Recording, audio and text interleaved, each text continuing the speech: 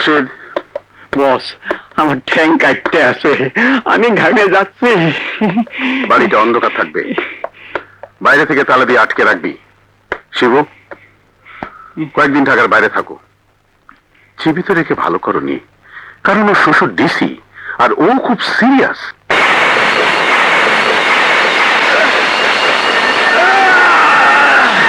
আমাকে বাঁচো শিবু। এই রাজাকারের বাচ্চা, এই দেখ, ৭১-এর মুক্তিযোদ্ধা আবার যুদ্ধ ঘোষণা করেছে।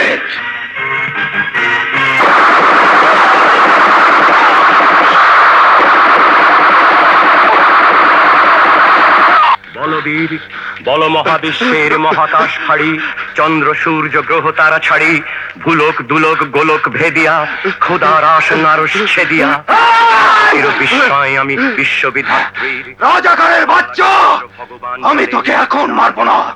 আজ তোর মামলার তারিখ, আমি তোকে কোর্টে নেব। উন্নত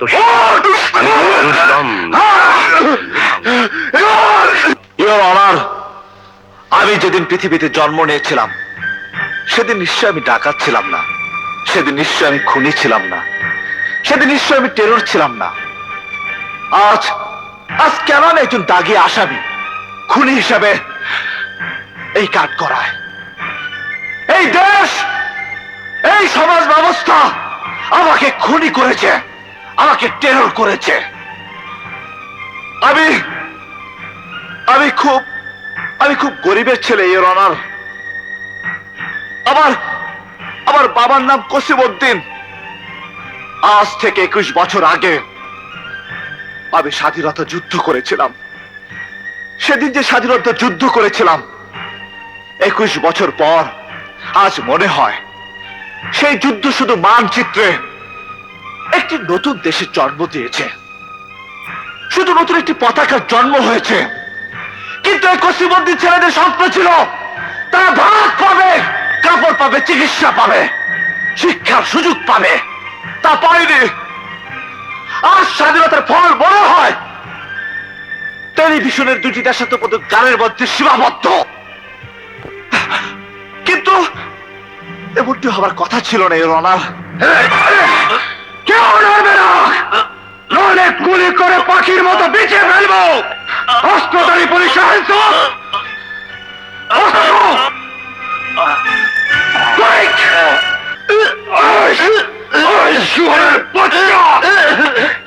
আপনি ভূষণ জয় সাহেব, খবরদার, আর কেউ এক চুলো নড়বে না। ইউরাস, এই ব্যক্তির আজ কোর্টে হাজির হওয়ার তারিখ ছিল। আমি বলেছিলাম আপনারা পারবেন না, আমি নিয়ে আসবো। একজন মুক্তিযোদ্ধা হিসাবে, একজন সিপাহী হিসাবে দেশের কাছে দেওয়া প্রতিশ্রুতি আমি রক্ষা করেছি। এই ব্যক্তি স্বাধীনতা যুদ্ধের সময় দেশের শত্রু রাজাকার ছিল। এই ব্যক্তি আন্তর্জাতিক চোরা কারবারিদের সাথে জড়িত, দেশের যুব সমাজকে ধ্বংস করার জন্য বিষাক্ত হিরোইন ব্যবসায়ীদের সাথে জড়িত। এই ব্যক্তির কুচক্রান্তে একজন দেশপ্রেমী মুক্তিযোদ্ধা আজ বিপদগামী। মিথ্যা মামলায় জড়িয়ে যে আদালতের কাঠগড়ায় দাঁড়িয়ে আপনার বিচারের অপেক্ষায়। এই ব্যক্তি গ্রামের একটি সহজ সরল নিষ্পাপ মেয়ে ফুলের জীবনকে করেছিল কলঙ্কিত। সেই ফুলিকে এরই নির্দেশে খুন করেছে কাবিলা, এরই নির্দেশে কাবিলা খুন করেছে থানা হাজতে নূর ইসলামকে। ওর সর্বশেষ অপরাধ আমাকে করেছে নিঃসন্তান। সেই দুঃখে আমার স্ত্রী আজ গলায় ফাঁসি দিয়ে কানের মুখের সাথে ঝুলছে। এত অপরাধের বিচারে রায় বলুন, বলুন ইওর অনার। চুপ করে থাকবেন না ইওর অনার, বলুন। নিশ্চয়ই ফাঁসি।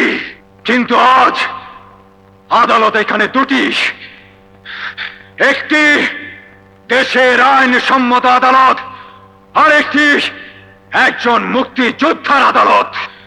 মুক্তিযোদ্ধার আদালতের রায় শুনুন। রাজু বেকসুর খালাস দেলার হোসেন খানের মৃত্যুদণ্ড।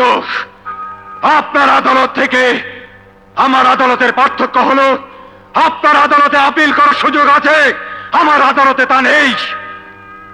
আমি এক্ষুনি মৃত্যুদণ্ড কার্যকর করব। রত্না, তোমার স্বামীর কাছে যাও, যাও।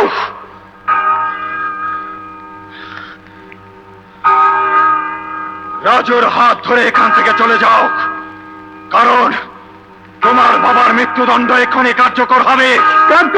রাজু, যা, যা বলছিস।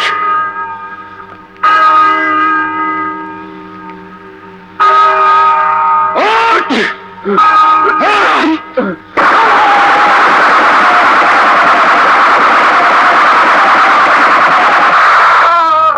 যেতে দিল না। পবিত্র সংসদে বসে যারা দেশ চালালো, আমি তোমাদের কাছে এই পতাকা পৌঁছাতে চেয়েছিলাম, পারলাম না। এই পতাকা জন্ম দেওয়ার জন্য যুদ্ধ করেছিলাম। 11 কোটি মানুষের কাছে অনুরোধ, এদেশের রাজনীতিবিদ, বুদ্ধিজীবী, কৃষক, শ্রমিক ভাইদের কাছে অনুরোধ, এই পতাকা যেন উঁচু থাকে, উঁচু থাক, উঁচু